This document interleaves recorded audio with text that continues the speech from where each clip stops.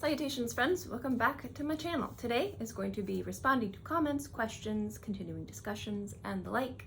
So if you enjoy these more chit-chatty videos, then keep watching. Things first, if you are unfamiliar with what these videos are where I go back over the past few weeks and respond to questions and comments and critiques and continue discussions that you guys have had on my videos. I love to do this because it's a way to kind of sit down and chat about fragrance, which is why I do this.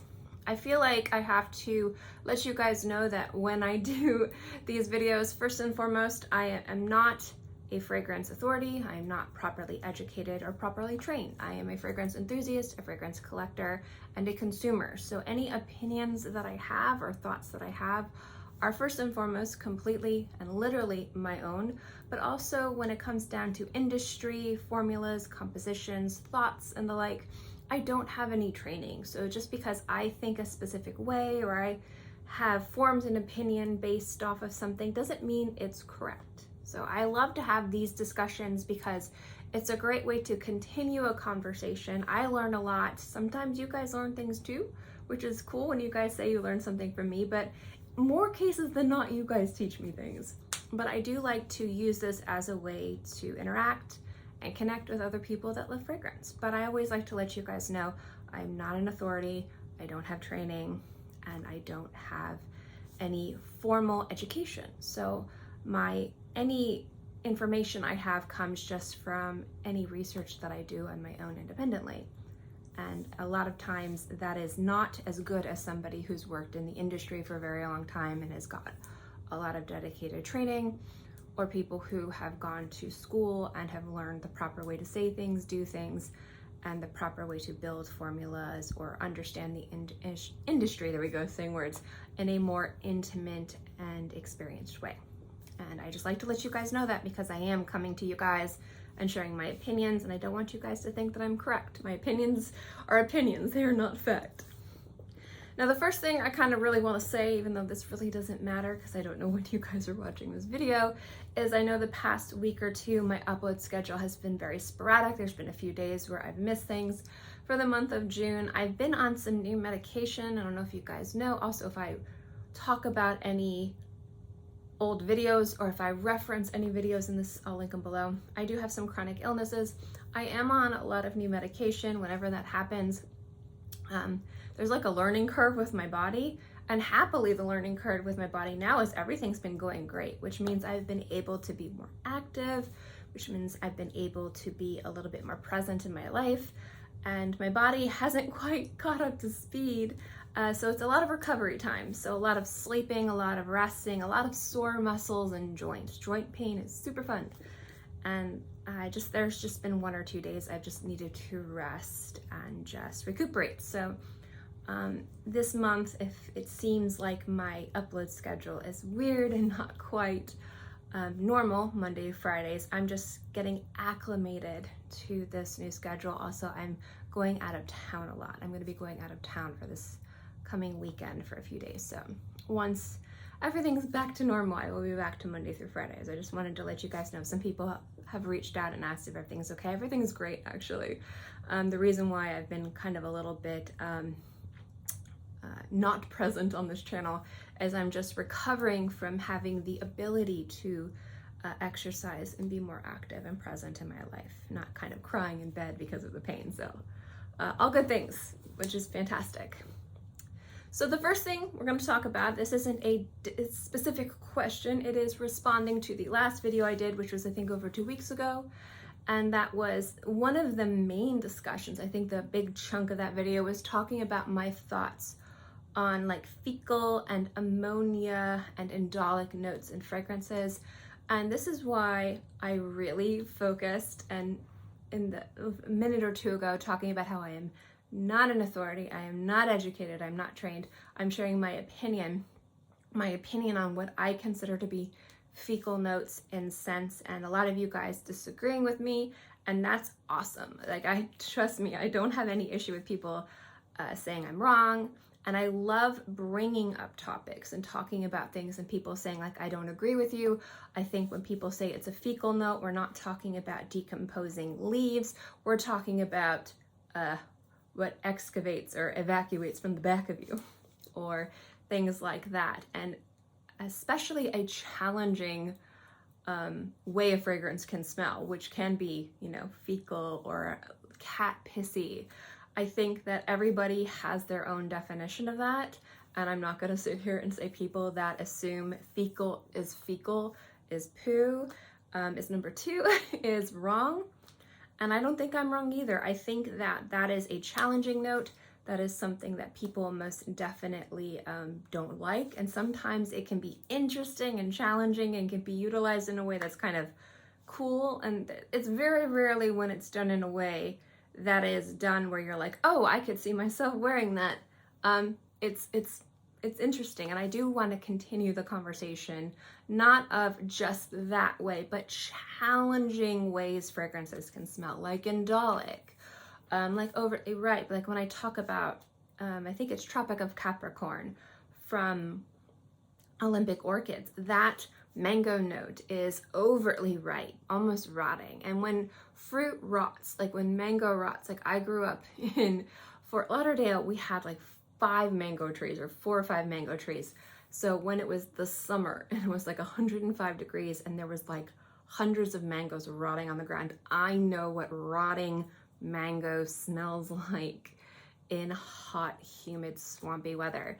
And you would think it would smell putrid, but it smells very sweet and concentrated, but it's just very in your face, very suffocating, very sticky. There's something about that smell that just like if you're overtly exposed to it, you can kind of get a little too much. It's a little too much.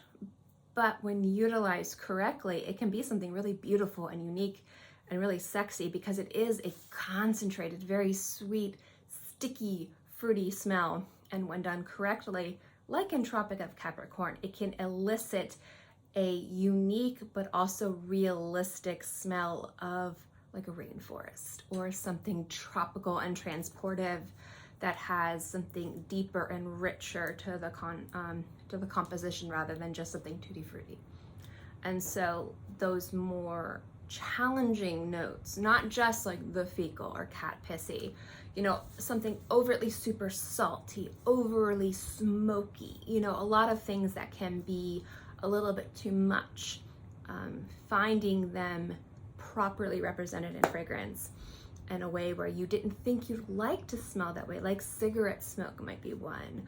And there's a lot, like maybe the smell of plastic. There's a lot of different ways that fragrances can smell that you didn't think would be successful as a perfume, but when done correctly and creatively, you'd be wow.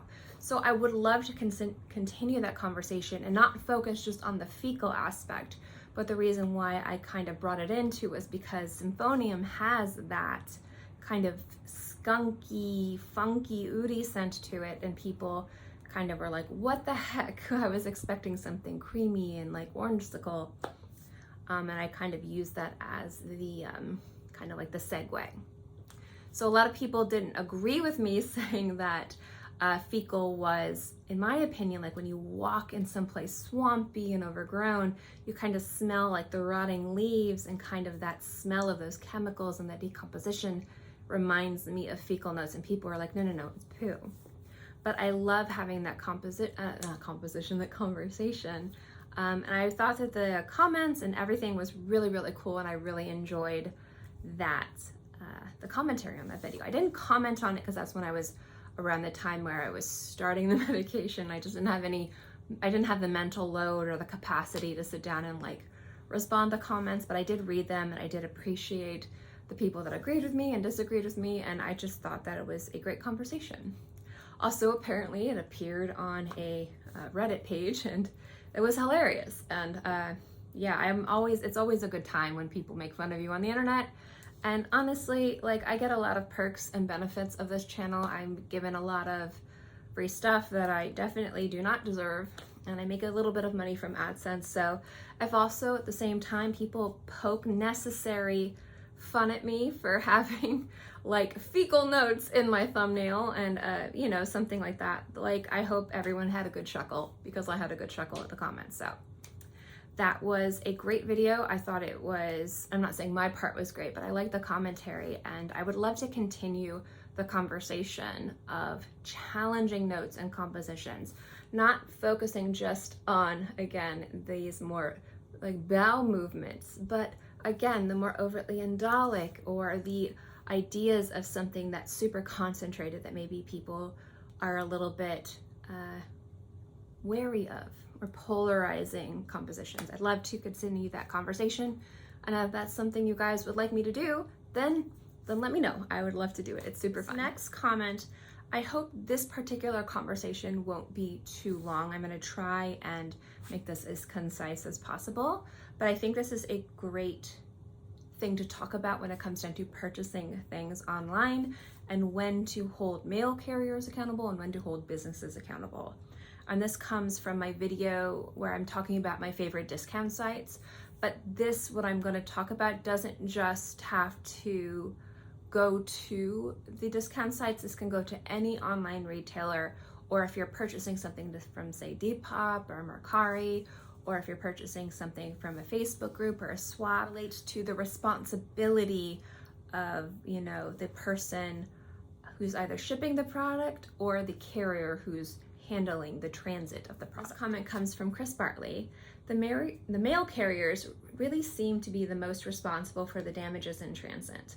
I know everyone relies on mail services right now, but they don't seem to care about how your mail package arrives. And I agree. So when I'm talking about in that video, when I was kind of to reference that, I was mentioning the pros and cons of each of those websites, and I talked about how I would receive my products intact. And mail carriers have a responsibility, most definitely, to give you your product intact, but there is a certain level of jostling and movement that a package will go to in transit. There's a realistic expectation of this package might be underneath some heavier boxes. It might be, maybe it's not in an air-conditioned container. Maybe it's, it might drop or something, like maybe on a conveyor belt or something. There is an expectation of a bit of jostling and moving. Now, there isn't an expectation of mishandling. So like mail carriers like pulling your packages or throwing your packages or leaving them someplace safe where the elements could damage them, like say maybe in the rain or someplace where somebody might be able to steal them, like maybe not on your porch, somebody left it under a tree in the middle of my yard one time. So there is a realistic expectation to what would be considered normal wear and tear from point A to point B. And then there is something to be considered to unrealistic and unacceptable damage caused by negligence from the mail carrier. Now, when it comes down to the unexcusable negligence, that is most definitely on the mail carriers. But when it comes down to the realistic expectations of the packages jostling in their journey in transit, it is the responsibility of the business to ensure that that bottle arrives intact. So these businesses know that they are shipping something that is probably glass and also full of a liquid that is a hazardous material. So it is their responsibility to ensure that they are packaging that bottle so that it will arrive intact based on the realistic expectations of the journey that that package is going to take from point A to point B. And that is what I say when I say these packages arrive intact, is that these businesses have taken all the necessary precautions in shipping and void fill and packaging to ensure that the bottle arrives intact.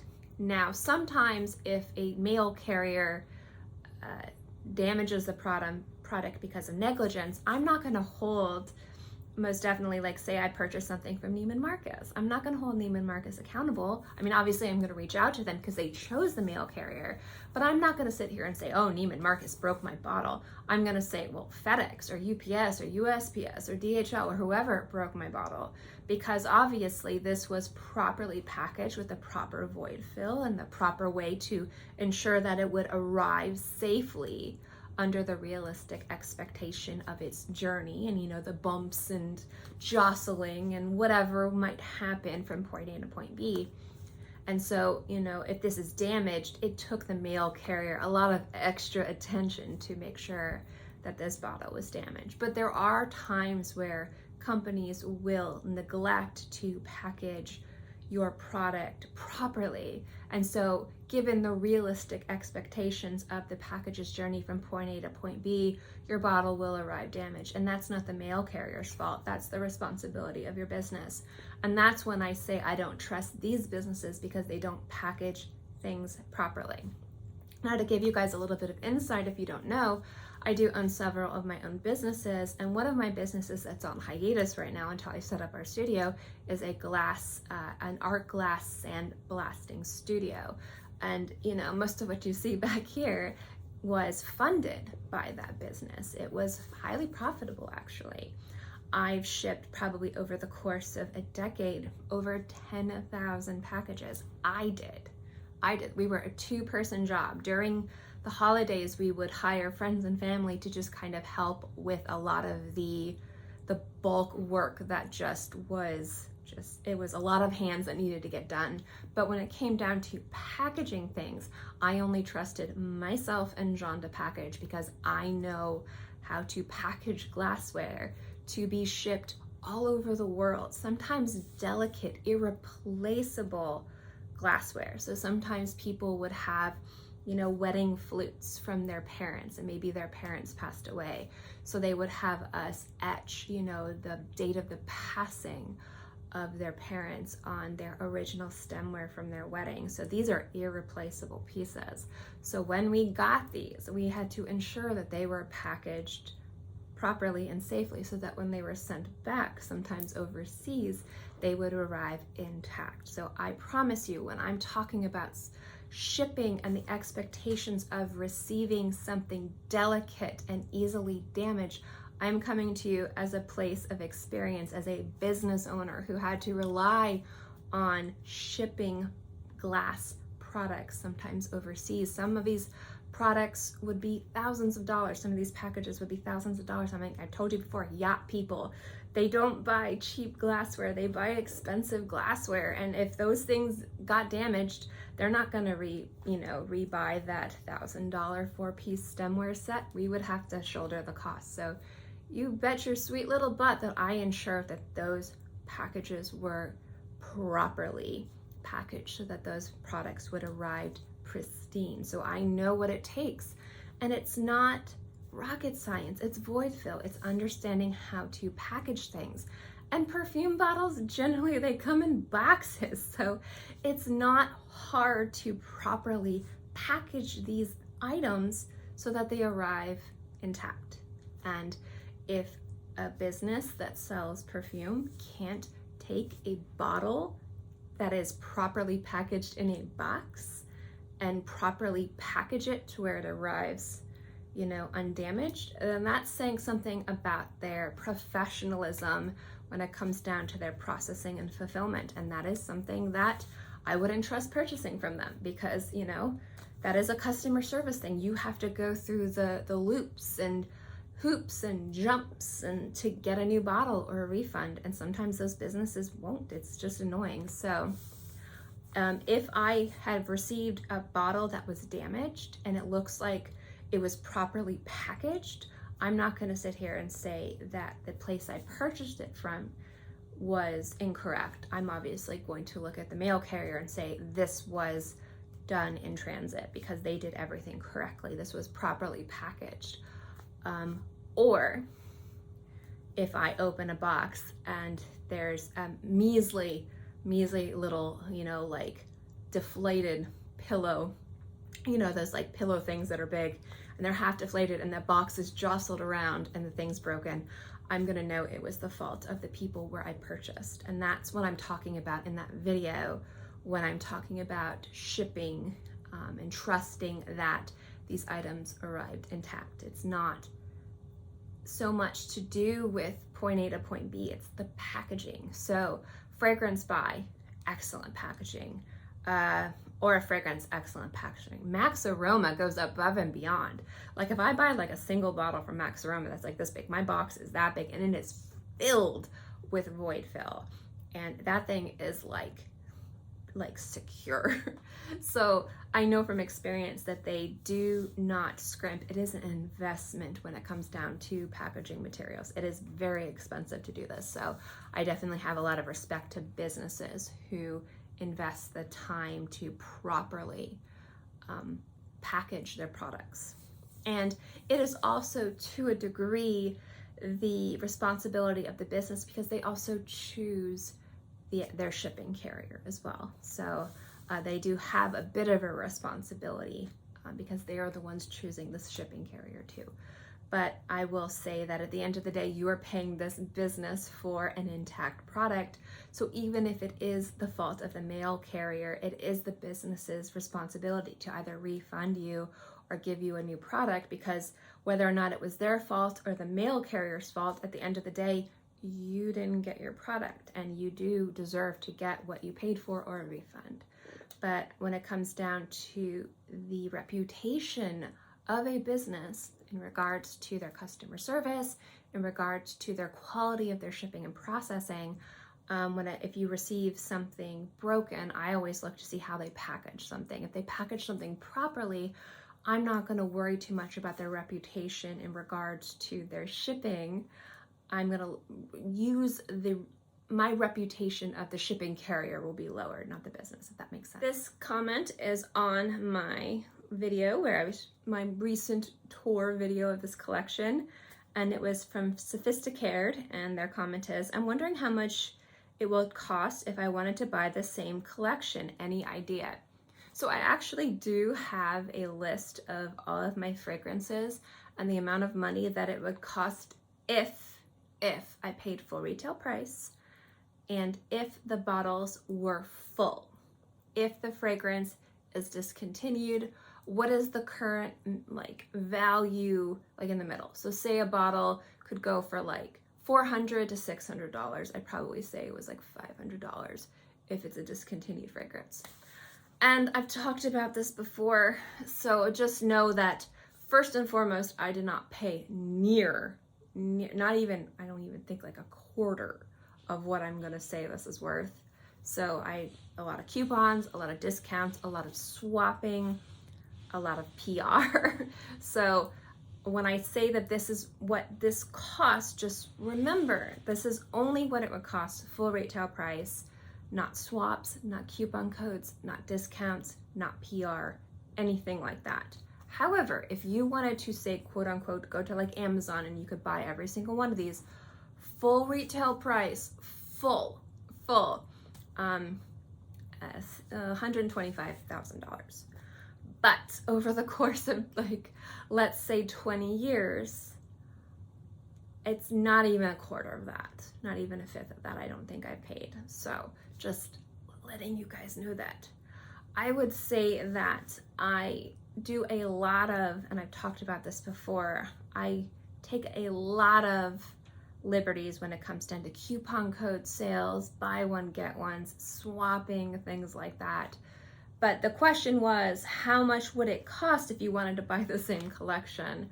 So yes, it is very high, but no, I did not pay near that. No. And it's also over the course of, I'm gonna be 38 this year, and I've been collecting since I was 16, so 22 years. So it's been a long time. And obviously I've collected a lot more recently, but I've also been gifted a lot of things recently too. So just keep that in mind as well. I would say that if you wanted a collection like this, I talked about why I collect the way that I do. I'll link those videos below, how I afford it. I'll link those videos below. A lot of it has to do with my budget for luxuries is really only spent on fragrance. It's not split into travel. It's not split into like going out to eat or other hobbies that people have. So if somebody has like an extra $200 to $300 a month, and that maybe goes to going out to eat, or maybe they have a hobby that they enjoy, like maybe golfing or skiing or anything that has dues or something that requires money to do. I don't have that. I have video games. I'm playing Deep Rock Galactic now. I'm a dwarf and I'm, you know, killing bugs and mining gold. So that's what I'm doing in my spare time now. But other than that, my extra money goes to fragrance. So that's the other thing. But if, say a bottle of perfume costs $200, I might only pay $20 to $30 for it because I might find a great deal on Mercari, or I might swap somebody. So just understand that just because that's what this would cost does not mean in any way, shape, or form that is what I pay. So this is on my review of Fan Your Flames. This is from D. And their comment is, "You ruined this beautiful fragrance for me, and I am sorry, and also you're welcome." This is another comment on my collection video, and this is something that I want to address. And I get this a lot, and I have no problem with this at all. So let me just kind of go out there and say that I do get asked this a lot. I see this commentary, not just on me, but on a lot of people that have luxury items or spend a lot of money or have a lot of money. I'm not saying I have a lot of money, but just it's something I see, and it is something I want to talk about. And this will be the last comment, so this video isn't too long. And this is from Lovelocked, and their comment is, "You may have a problem. I don't disagree with that. I think this is an excessive amount. I've talked about why I collect and how I collect. Again, that video will be linked below. Not trying to be mean, it's just very over the top. Completely agree. I have like 10 or so perfumes. Not sure how you get through all those. Enough probably for a lifetime. Maybe donate to a women's shelter." So I know that this is an excessive amount. I told this isn't a relatable amount. This is an excessive amount. Please do as I say, not as I do when I talk about being a responsible consumer. I talk about why I collect the way that I do and the like. But what I really want to talk about is about like donating to a women's shelter, and not like just the women's shelter, but donating in general. People are like, donate to Ukraine, donate to this. I do actually do a lot of donations and charity work. I don't feel the need to mention it though. I'm mentioning it now because, especially unfortunately with the issue with the Ukraine and a lot of the issues that's been going on with the world, because the world's been kind of like on fire for the past few years. I mean, to be honest, the world's never been on fire. I do donate a lot of money to different charities, a variety of different charities, animal charities, charities for people, the environment. I do actually. And before I figure out what my luxury budget is, and then I have my money goes into my savings, I do donate money before I have my luxury budget. The reason why I'm mentioning this now is because I've been getting a lot of it recently because of, I think everyone is very conscious about what's been going on in the world, and people are very, I would say, empathetic. And I think that that's wonderful. And I think that it's very important to be conscious and to want to better the world and help people. And I think that that's very important. So if anyone else is wondering if I do, I just don't mention it too much. I've done charity work before, I continue to do charity work. So I just wanted to say, if you guys think that I just spend my money on fragrance, no, I do a lot of work. I don't feel the need to broadcast it. And I'm mentioning this now, and this will be the last time I mention it unless I have any future projects or collaborations that are a charity project, which I've done in the past and I'll continue to do, because I don't do it for like accolades. That doesn't mean that I don't also contribute in other ways to the world around me, and I'm not trying to be conscious and a functioning and responsible member of society. And I think it's important to have a balance in your life too, because I see this all the time, where any extra money you have should go to everything And I think that that's so important, to be conscious of the world around you, to give back however you can. And for some people, they might have more so they can give back more in regards to financials. Maybe they don't have the financials, but maybe they have the time. Maybe they don't have the time or financials, but maybe they have the platform. You know, maybe they don't have the platform, the financials, or the time, but maybe they could give it thought and speak out and say, you know, I might not have the platform to talk about it. I might not have the financials to give out. I might not have the time to donate because I have to work so much because everything's so expensive. But whenever I see something that I think is worth mentioning, I will give that as much attention and as much of a voice as possible. So when I see things like people telling me to donate, I don't think anything bad about that. I don't think that people are being rude. I don't think that people are being malicious. I don't think that people are being mean or petty. I think that it's people seeing that they want the world to be better and wanting people to be better. And part of holding people accountable, part of, you know, this channel, I say always hold me accountable, is if you see somebody endlessly spending money and you think that more good could be done than just buying overpriced scented water, I don't think that there's anything wrong with that being said. So I just wanted you guys to know. But I do get this a lot more than you would think, and I see it everywhere. And I just kind of wanted to let you guys know that I do. But this channel isn't that, you know, it isn't me talking about that. And if you want me to start talking and sharing more of my personal life, more of my personal endeavors, more of my leanings in regards to my thoughts on, you know, animal shelters and the environment, and, you know, trying to make the world a better place so that we all can be happy and, you know, everything can be beautiful and things like that, I'd be more than happy to share that. I just figured this channel is about perfume and fragrance and chatting. So I don't talk about that too much unless it relates to fragrance. But if you want more of that, I'd be more than happy to. But I don't like bringing myself into that because it's not about me in those cases. It's about those projects. And I feel that if I'm not a big channel, I don't have a big following, I'm nobody, which is fine. But I feel like even though I have nothing really to offer, I don't want anyone to think that I'm trying to gain anything by saying, look at what I'm doing. I feel like it's better to do and not say. I only have a certain amount of spoons in the world or in the day to give. And I'd rather, if I'm giving, not if, but when I'm giving all my spoons to these charities and the resources to these charities, I'd rather spend as much of that giving to them and less soapboxing and shouting about how much I'm giving to them.